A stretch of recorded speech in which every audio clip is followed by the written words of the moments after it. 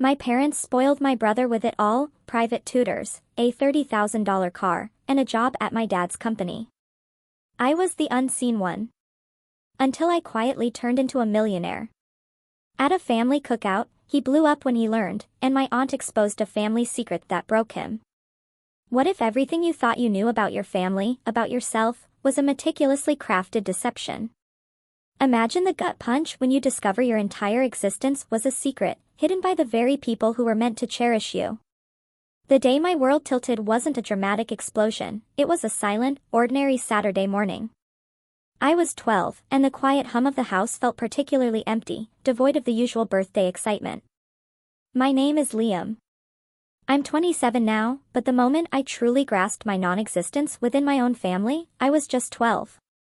It was my birthday, a Saturday morning, and I walked downstairs with that familiar flutter of expectation. Maybe pancakes, or one of those goofy balloons Eleanor used to tie to my kitchen chair when I was little.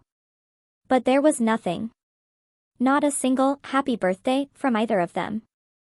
They were completely absorbed, prepping my older brother, Caleb, for his tennis match. Caleb, at 17, was all swagger, draped in his varsity jacket like royalty, droning on about some regional qualifier he was convinced he'd win. Robert zipped up Caleb's gear bag with the reverence usually reserved for a briefcase full of gold.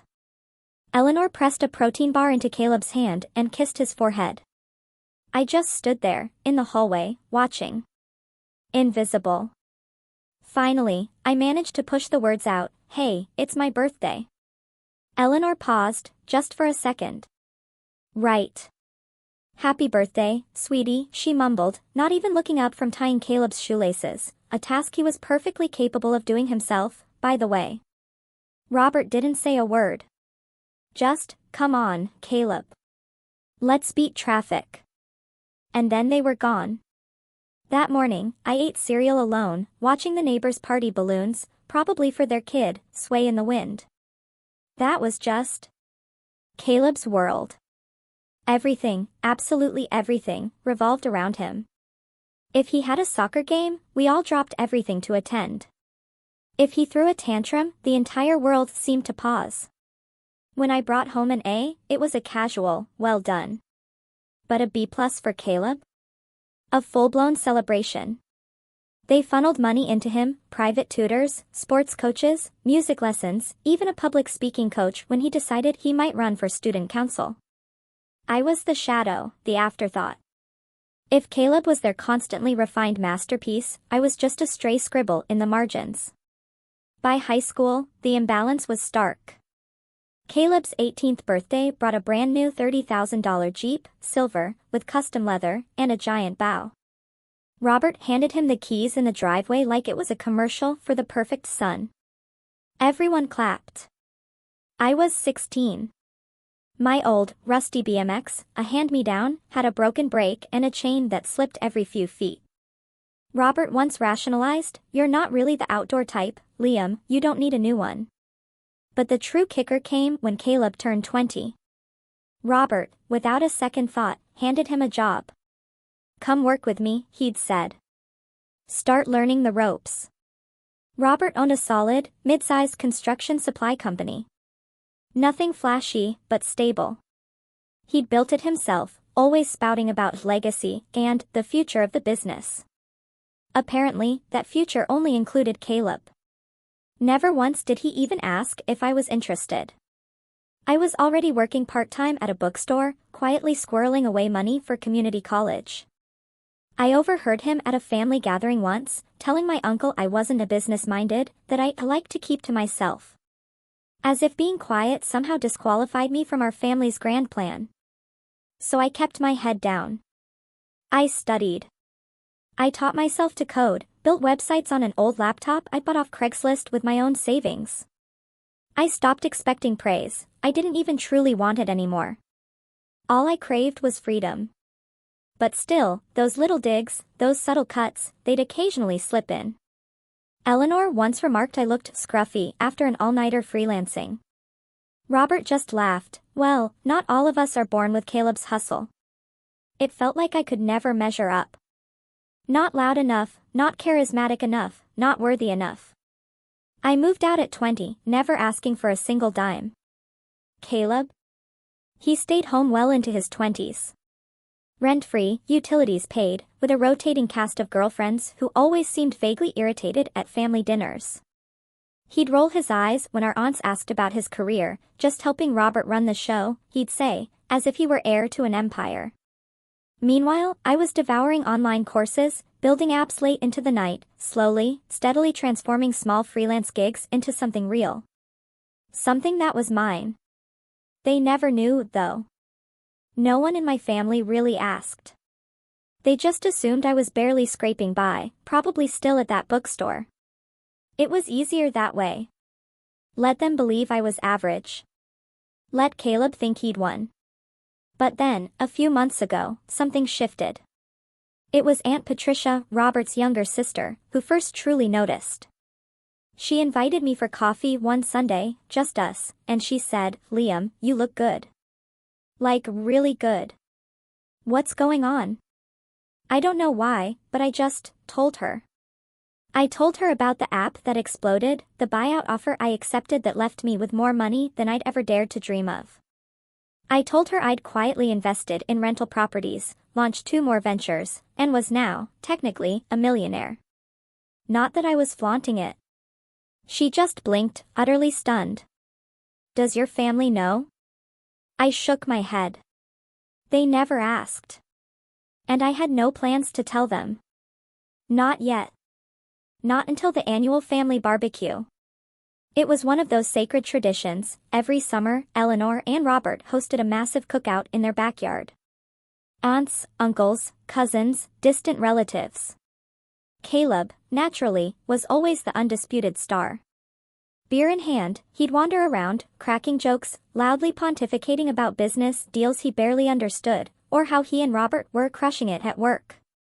I usually hovered by the grill, or helped the kids with their games, safely out of the spotlight. But this time was different. I didn't roll up in my usual beat-up sedan, I'd given that away months ago. Instead, I arrived in a sleek, black Audi. Understated, yes, but undeniably clean. And I wore a simple, tailored outfit, nothing flashy, but expensive if you knew what to look for. I even brought a bottle of wine that cost more than most people's weekly groceries. I watched, amused, as heads turned. Caleb's eyes narrowed the moment they landed on me. I saw his jaw clench, but he kept his silence, for now. Soon, people started drifting over. "Liam, where have you been? You look amazing.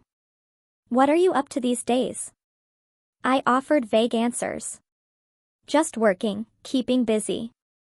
Caleb stalked me with his gaze, trying to dissect why his little brother was suddenly commanding attention. Then, my cousin Chloe, bless her, asked directly, "So, Liam, what do you do? Like, for work?" I smiled, took a slow sip of wine. "Tech stuff," I said. "Sold a couple of apps, invested a bit. Nothing huge." Caleb let out a loud, utterly fake laugh. "Yeah, right. Liam's the next Zuckerberg." I just shrugged. "Nah, I just play it smart." Quietly. That word, quietly, seemed to hit him. I saw a flicker in his eyes, like he knew I was implying something more. He didn't explode then, not yet. But the stage was set. What unfolded next would rip our family wide open. And it all began with one seemingly innocent question from Aunt Patricia, spoken just loud enough for everyone to hear. "So, Liam, are you planning to take over Robert's company someday?" I didn't even get a chance to answer. Caleb did. And that's when the mask completely fell away. Caleb didn't even allow the question to breathe. "Why would Liam take over the company?" he scoffed, practically laughing as he straightened, his beer sloshing slightly. "He's never lifted a finger for it. I've been working with Robert for years. I know the clients, I know the vendors. Liam's just doing whatever it is he does online." A heavy silence descended. I didn't flinch. My gaze was steady, my lips neutral. But inside, something cracked. Not a snap, not an explosion, just a slow, creeping crack, like in a frozen windshield. You know it's coming, you watch it spread, and you know it will never, ever be whole again. Aunt Patricia, the one who'd asked, blinked slowly. She looked from me to Caleb, then said, I just thought maybe Liam had been doing something worth talking about, too. Oh, I'm sure he's busy, Caleb added, forcing a chuckle. But let's be real. Liam's never been the business type. You said it yourself, Robert. Robert, who'd been presiding over the grill like a king on his throne, turned slightly. Caleb's been a real asset, he said. He stepped up. He's responsible. There it was again. The invisible cloak thrown over me with such casual ease. But this time, I didn't stay silent. I hadn't planned to speak. I hadn't come to that barbecue to stir the pot. But there are only so many times you can be erased from your own narrative before your voice demands to be heard. I've been busy building something, too, I said, my voice calm, even. It just didn't involve asking Robert for a job. A few heads turned. Cousins near the chips and salsa paused their poking. Caleb snorted. You mean like your little side projects? No, I corrected, like the startup I sold last year. The one that paid for my condo, my car, and a few other things. Eleanor's head snapped up. You bought a condo? I nodded. Downtown. Paid in full. Caleb's smirk flickered, just for a second. Wait, you actually made money off one of those apps? More than a little, I replied, keeping my tone light. I don't really talk about it much. Wasn't exactly the kind of thing anyone seemed curious about. Robert let out a polite, confused chuckle, as if he couldn't quite tell if this was a joke. You're telling me you bought property with, what? Freelance money? That was the first true sting. Not the question itself, but the sheer, utter disbelief in his voice. As if I were a child claiming I'd built a spaceship in the backyard. I didn't freelance, I said. I built and sold a software tool that helped small e-commerce shops automate inventory tracking. One of the big retail back-end firms bought it. Then I started a SaaS platform. Now I manage 2 small teams and have passive income from 3 properties. Caleb's smirk was entirely gone. He stared at me like I'd suddenly grown a second head. You're kidding, he said flatly. Since when? A while now, I replied. A long, drawn-out silence. People exchanged glances. My cousin Chloe whispered something to her boyfriend. Aunt Patricia, the instigator, was beaming, clearly relishing the shift in power. But it wasn't just pride. It was something else, something calculating. That's when she spoke, loudly, clearly. Well, if your Robert were fair, he'd offer you a stake in the company, Liam. You're the only one who actually built something from scratch. The backyard might as well have frozen solid. Robert blinked. Eleanor looked utterly stunned. Caleb. Caleb's face flushed a deep, angry red. You think I don't work hard, he snapped at Patricia. She raised a brow. You do what your Robert tells you. That's not the same thing. Robert stepped in quickly, trying to diffuse the tension. Okay, let's not turn this into a debate. It's a family party. But the damage was done. Caleb couldn't let it go. Not after that. Not after losing his spotlight in his own self-proclaimed kingdom. For the remainder of the barbecue, he hovered, asking bizarre questions. What kind of car did you say you got again? How much did that wine cost? So, you actually own a company now? He was digging, desperately trying to find flaws, trying to diminish my success. I remained calm, polite. I refused to give him the satisfaction of a reaction. That, more than anything, probably drove him absolutely insane.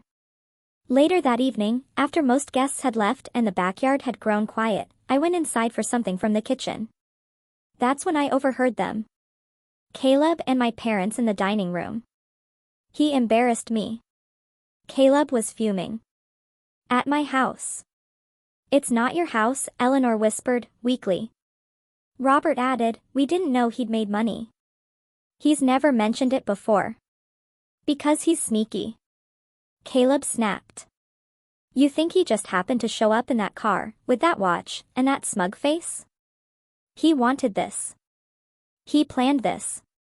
He wanted to make me look like some trust fund idiot. I froze in the hallway. Part of me yearned to walk in and set the record straight, but another part, a darker part, wanted to hear what they truly thought. You're overreacting, Eleanor said, though without an ounce of conviction. I've been here, working, helping Robert with everything. And now suddenly Liam's the golden child because he made a few bucks online. Caleb, Robert began, but Caleb cut him off. No. No way. You promised me. I've earned this. The business is mine. He doesn't get to just waltz in and take that from me. Take that from me. As if I were stealing something that was never even offered. I slipped away before they noticed me. My heart pounded, but not from fear, not from sadness. From clarity. This wasn't just about favoritism anymore. This was about Caleb feeling entitled to a legacy that hadn't even materialized yet. A future he simply assumed would be handed to him, just like everything else in his pampered life. And I was a threat. A mirror reflecting everything he wasn't. A week crawled by. Then too. Radio silence from Eleanor and Robert. No calls, no texts, just a thick, quiet tension thrumming beneath the surface of everything. Then, one afternoon, my cousin Chloe called. Hey, she began, a hesitant note in her voice. I probably shouldn't be telling you this, but... Caleb. He went to Robert and asked him to freeze you out of the will. I blinked. Wait, what? Yeah. He told Robert you were manipulating everyone, that you only showed up to the barbecue to make a scene and steal attention. He even suggested that if something happened to your parents, you'd probably sell the business to the Chinese or something equally ridiculous. I sat there, utterly stunned. That's not all, she continued. I overheard him talking to Eleanor, too. He told her if they didn't protect him legally, he'd walk. Said he didn't want to waste another 5 years just to have you waltz in and inherit half the company. It didn't even feel real. The same guy who used to give me noogies and swipe my Halloween candy was now actively lobbying to erase me from the family.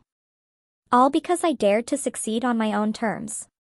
I thanked Chloe, hung up, and stared blankly at the wall. That was it. That was the moment everything irrevocably changed. I'd endured the jabs, the decades of invisibility, the backhanded compliments, the blatant favoritism. I'd swallowed every forgotten birthday. Every dismissed achievement. Every single time they looked straight past me in favor of their loud, flashy golden boy. But attempting to legally erase me? That was a line. And I don't care how dramatic this sounds, something inside me snapped. Not with blind rage, not with violence. But with cold, clear purpose. I wasn't going to fight him with words or empty threats or histrionics. No. I was going to do it the same way I built everything else in my life, quietly, strategically. But I wouldn't be the only one exposing secrets. Because Chloe wasn't the only one who'd heard things. Aunt Patricia, the very same aunt who'd sparked the barbecue confrontation, held a secret of her own. And she had been patiently waiting for the perfect moment to reveal it. All she needed was a spark, and Caleb, in his arrogance, had just lit the match. I don't know what I expected after Chloe's call. Maybe a furious confrontation. Maybe some kind of denial from Eleanor and Robert, a half-hearted apology, something. Instead, I got silence. Not the healing kind. The kind that confirms every single fear you've ever had. I waited 3 days before calling Eleanor myself. She picked up on the third ring, her voice just a little too bright. Hi, sweetheart. Hey, I said, skipping all the small talk. I didn't ask how she was. So, I heard some things, about Caleb, about the will. There was a pause. Then a slow, audible exhale. Liam, we didn't want to upset you. Did you change it? Another pause, longer this time. You're Robert and I have been talking. Caleb's worked very hard at the company. You've made your own way, and we're so proud of you. But the business, it's always been the plan for him. I felt it in my chest. Not a punch, not a stab, but that quiet, dull ache that seeps in when a truth you desperately hoped wasn't real is confirmed. I never asked for the business, I said, trying desperately to keep my voice steady. I never asked for anything, actually. I know, she said softly. You've always been independent. You don't need anything. That was it. That was their whole twisted logic. I didn't need anything, so I got nothing. Caleb needed, so he got everything. Even when he hadn't truly earned it. He needed affirmation, attention, money, space. I needed none of those things. Apparently, I simply existed to clap from the sidelines. I hung up before the conversation could devolve into more rationalizations. In that moment, I wasn't angry. I was just numb. But that numbness didn't last long. That weekend, I just walked. No destination in mind, just moving past rows of brick apartment buildings, small corner cafes, old oak trees shedding their leaves in the autumn wind. I ended up in a park, the kind with peeling paint on the benches and a jungle gym that probably hadn't been replaced since the early 2000s. I sat there, hands shoved deep in my coat pockets, watching a kid try to conquer the monkey bars while his mom cheered him on. He slipped twice, then finally made it on the third try. She clapped. He grinned. And something in my chest twisted. No one ever clapped for me. But I clapped for myself, quietly, in the dark. When I closed my first freelance contract. When I sold my app. When the email confirming the wire transfer came through. Every milestone, every win, it was always just me. And that's when a profound realization hit me, changing everything. I'd been waiting for a family that wasn't coming. Waiting for validation from people who'd already firmly decided who I was. I thought success would somehow earn me a seat at their table. But the truth was, I never even liked the food they served. So I built my own. It wasn't easy, and it definitely didn't happen overnight. But the instant I stopped seeking their approval, something within me unlocked. I doubled down on my projects. I stopped playing small.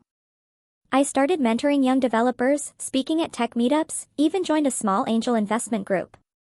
Every time I helped someone else climb a rung I'd once slipped on, it healed a little more of that cracked windshield inside me.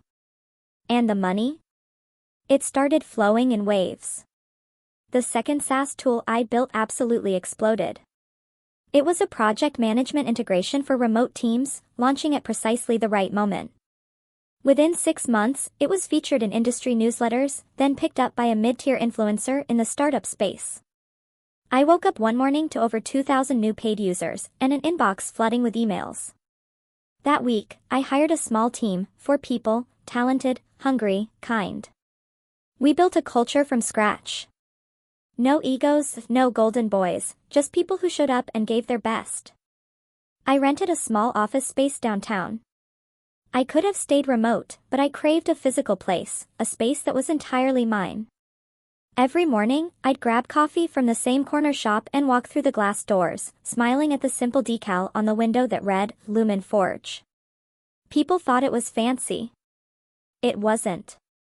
It was 1,200 square feet with squeaky floors and a tiny kitchenette. But it was mine. And slowly, the crushing weight started to lift. I wasn't the invisible one anymore. At least, not to myself. My family, though? They remained distant. Occasionally, Eleanor would send a text, "Hope you're doing okay," or "I saw something on the news about tech layoffs.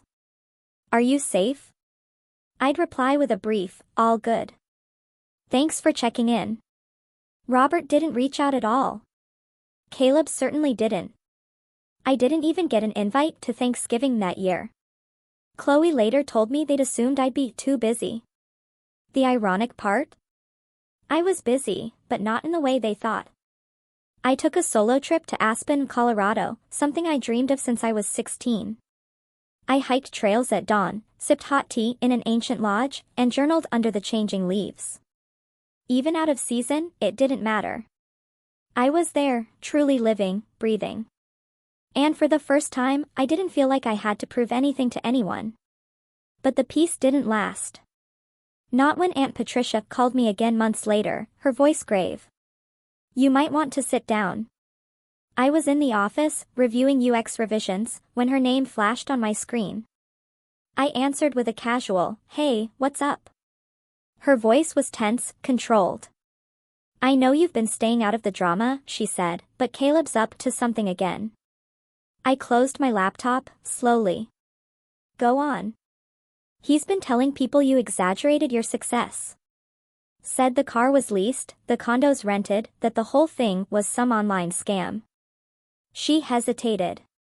"And he's been dropping hints too, Robert, that maybe you should be investigated." I blinked. Investigated? For fraud, or something? He said, "There's no way Liam made that much money that fast. It has to be shady," thought. I felt a slow burn crawl up my neck. Did Robert believe him? There was a pause. He didn't say anything, but he didn't exactly defend you either. I couldn't answer. She added, "Look, Liam, I know you've tried to rise above it, but this isn't going away. And honestly, I think it's time." Time for what? I asked, though a chilling part of me already knew. For you to know the rest. She paused again, then in a low voice said, "Caleb isn't just the golden child. He's not even Robert's only son." I frowned. "What are you talking about?" "I probably shouldn't say more over the phone," she said. "But there's something your parents never told you. Something they've kept from both of you for a very, very long time." My heart started pounding. Why now? Because Caleb's about to cross a line he can't come back from. And I think it's only fair you know why things have always been the way they are. I looked out my office window, at the city skyline stretching beyond. Everything felt different. Tilted. "You busy tonight?" she asked. I swallowed hard. "No, good. Come by after 6. I'll have coffee ready." "And Liam?" "Yeah." "Bring a notebook." That night, as I drove through the quiet city streets towards her house, a cold certainty settled in my gut. Whatever I was about to hear would utterly change everything. Not just how I saw Caleb or Eleanor and Robert, but myself. Who I was, who I'd always been, and why I'd never truly stood a chance in that house to begin with. I pulled into her driveway just as the porch light flicked on. She stood in the doorway, waiting, holding something in her hand, a thick, worn folder, labeled in Robert's unmistakable handwriting with my full name. "Come in," she said, her face unreadable. "We've got a lot to talk about." When Aunt Patricia opened the folder, the very first thing I saw was a photograph. It was old, the edges curled and faded, but it was unmistakably Robert. Younger, maybe in his mid-30s. Next to him, a woman I didn't recognize. Blonde, stylish, a wide, bright smile. In her arms, a baby. Aunt Patricia slid the photo across the coffee table.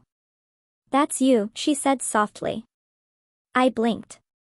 "That's not Eleanor." "No, it's not."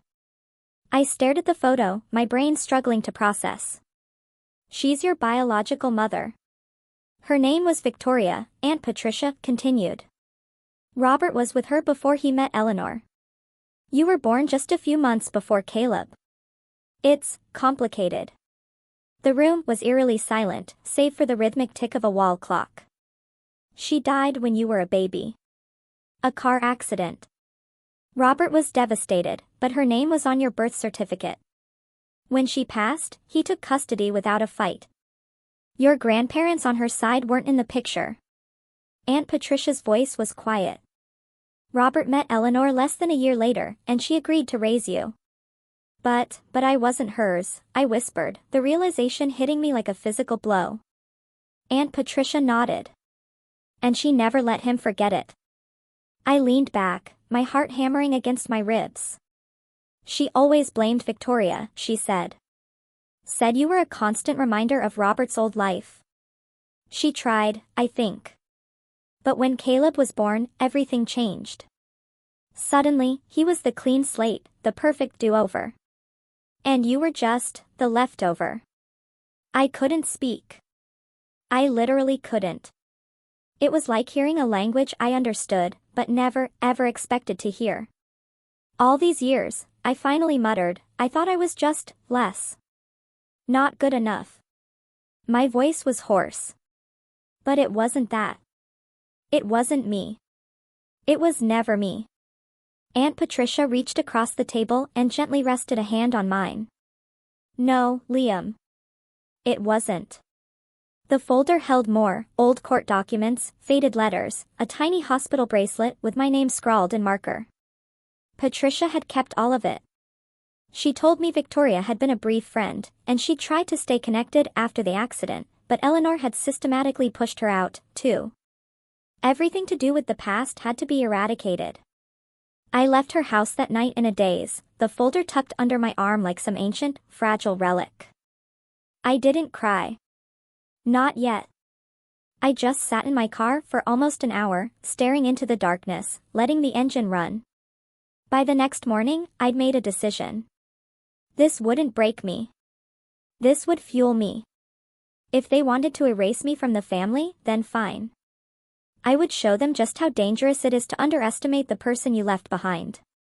Not through revenge born of petty spite, but through a cold, deliberate justice.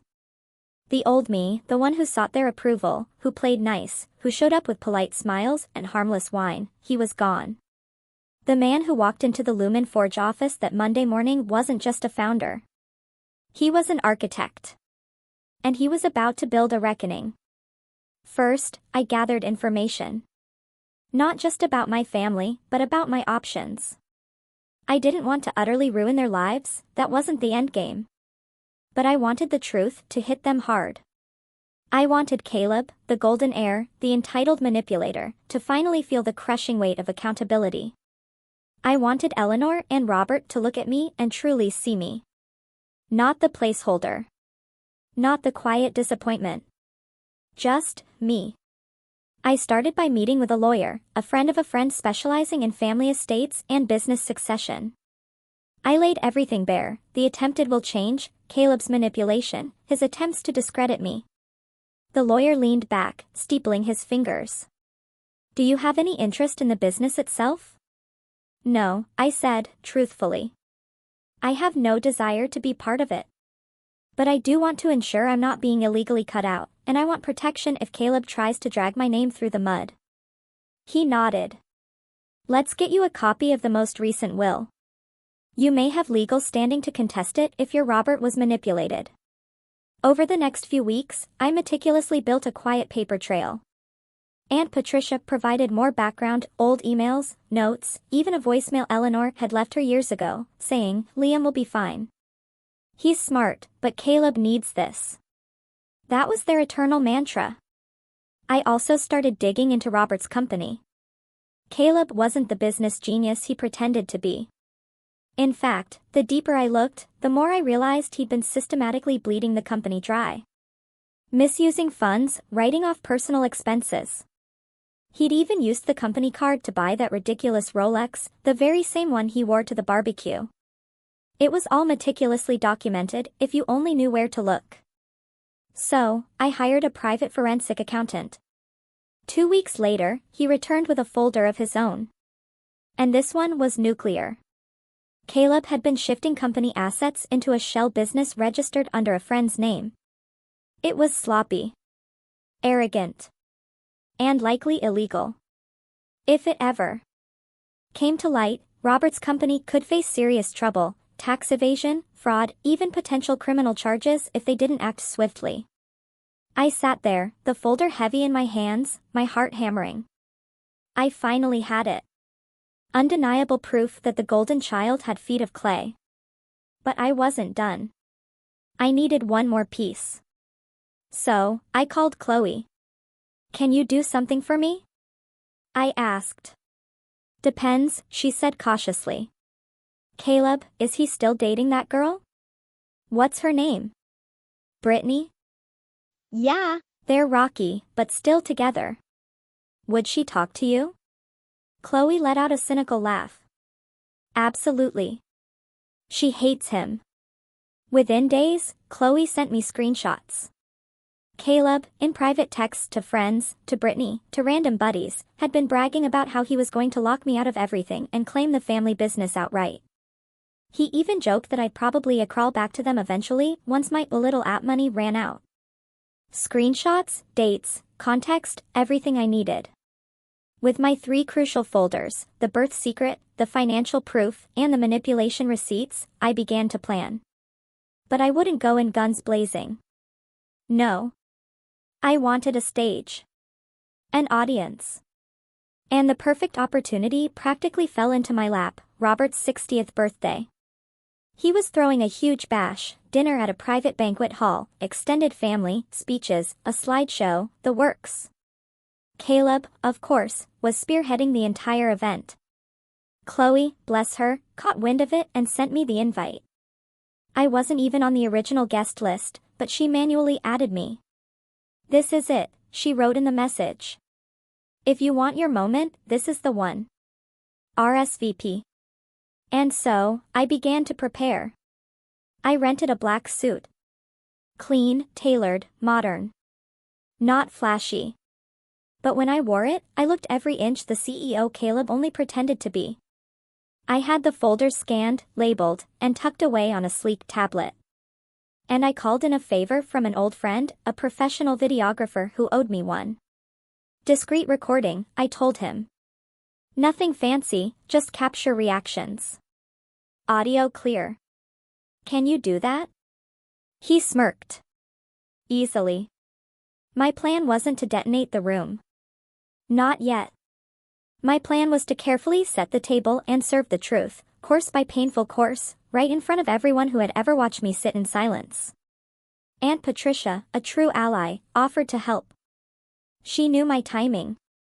She knew precisely what to say. She'd be the one to ask the question, just like before. All I had to do was wait. And when that exact moment came, I would stand, quietly, calmly, and show them who I truly was. The forgotten son. The silent heir. And the one holding all the receipts. But that moment, that precise second when everything began to unravel, you're not going to believe how it happened. Because Caleb, in his boundless arrogance, in his desperate need to dominate every single room, couldn't help himself. He forced the moment. And when he did, I walked right through the door he hadn't even realized he'd opened. I arrived at the banquet hall 15 minutes early. The place was immaculate, navy tablecloths, gold-trimmed menus, the faint, clean scent of citrus lingering. A slideshow of Robert's life played on a huge screen by the stage, his high school photos, his wedding day. Caleb holding a Little League trophy. Not a single picture of me. Not one. But I felt no anger. No bitterness. Not anymore. I felt ready. I found my assigned table, naturally, in the back row near the wall, and took a slow, steady breath. I glanced over my shoulder towards the entrance, just in time to see Caleb strutting in like he owned the place. Brittany was clinging to his arm, looking faintly bored, her hair perfectly curled, lips pressed into a polite smile. Caleb was wearing that same Rolex, the one he'd bought with company money. I watched as people greeted him like royalty, backslaps, handshakes, booming laughs. He soaked it all in, his eyes flitting from table to table, already scouting for someone to impress. He didn't notice me. Not yet. But he would. The room rapidly filled. Relatives I hadn't seen in years, old family friends, former coworkers, even a few clients from Robert's company, judging by the branded folders on one of the front tables. And then, finally, Eleanor and Robert arrived. Robert walked in to a ripple of applause, his salt and pepper hair neatly combed, a tailored blazer stiff on his shoulders. He waved, grinned, surveying the room. When his eyes landed on me, something flickered across his face, surprise, then a shadow of uncertainty. Eleanor whispered something to him, her eyes narrowing in my direction. I held their gaze, no smile, no blink, letting them stew in their confusion. The evening flew by. Dinner was served. Speeches were made. Caleb delivered a glowing introduction, all about legacy and vision, and how proud he was to follow in his father's illustrious footsteps. The crowd nodded along, polite applause.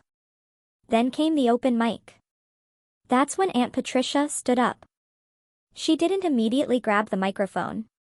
She just raised her glass and cleared her throat. I've known Robert, she gestured towards him, since we were kids. And I remember the day he brought Liam home.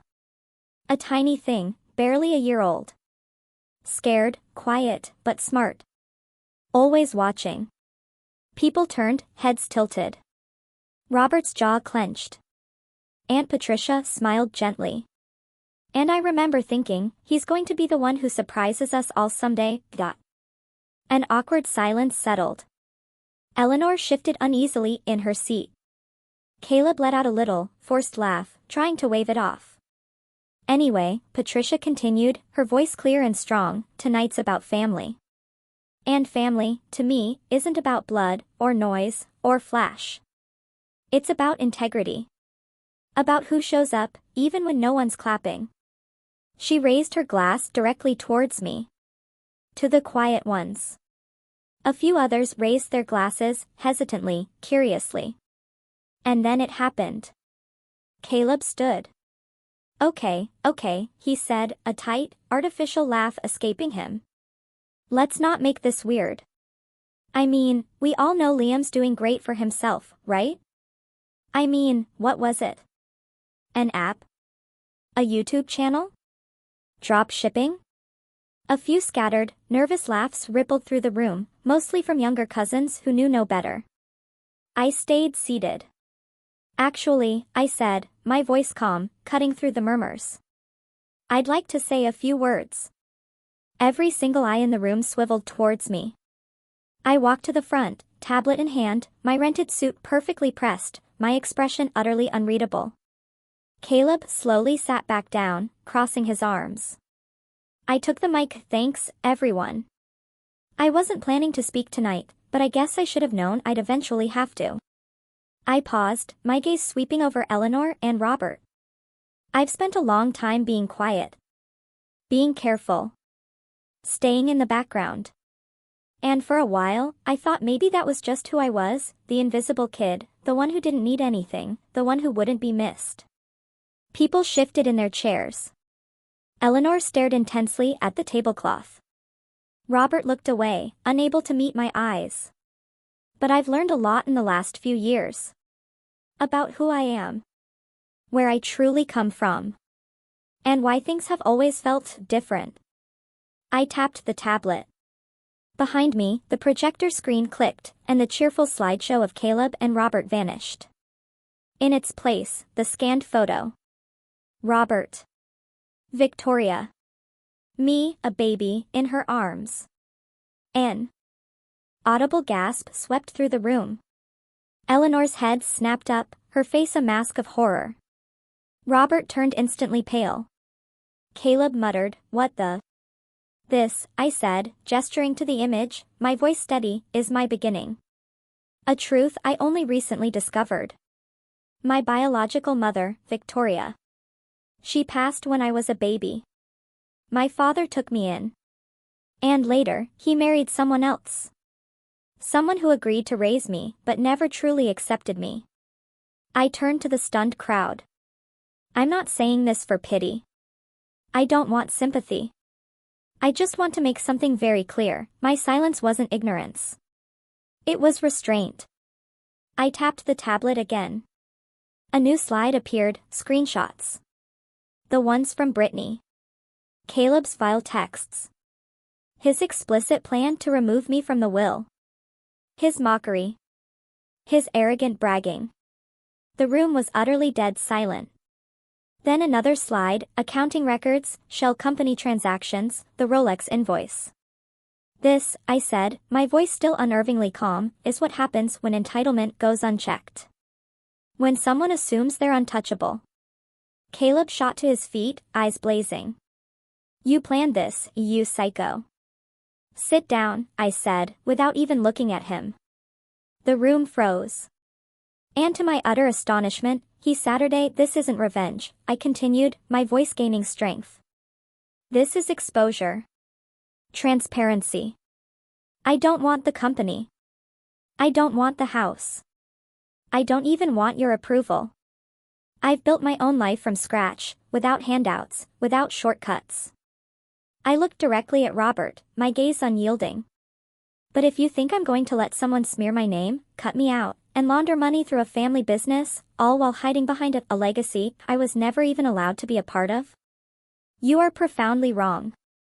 I turned back to the hushed crowd. I've already filed a report with the IRS. With the evidence I've submitted, there will be an investigation. Possibly charges. I've also retained legal counsel to contest any changes made to the family will under coercion or fraud. Robert finally stood, a broken man. Liam, we can talk about this. No, I said. We can't. Not anymore. You made your choices. All of you did. I turned to Eleanor. She looked small, diminished. For once, utterly unsure. I used to wonder why you hated me. Why nothing I did was ever enough. Now I know. And honestly, I don't need to carry that weight anymore. Finally, I turned to Caleb. He looked hollow, a terrifying mixture of rage and fear battling in his eyes. You always needed the spotlight, Caleb. You needed to be the best. The heir. The king. But kings fall. And when they do, the quiet ones are already building empires behind the curtain. I placed the mic gently down on the podium. Then, I walked back to my table, gathered my things, and left. I didn't wait for the inevitable fallout. Didn't wait to see Eleanor cry, or Caleb scream, or Robert utterly crumble. I walked out of that hall and into the cool night air, the heavy doors shutting softly behind me. I didn't feel triumphant. I felt free. The next few months were an absolute storm. I watched from a distance. The IRS investigation went public, a brutal, public spectacle.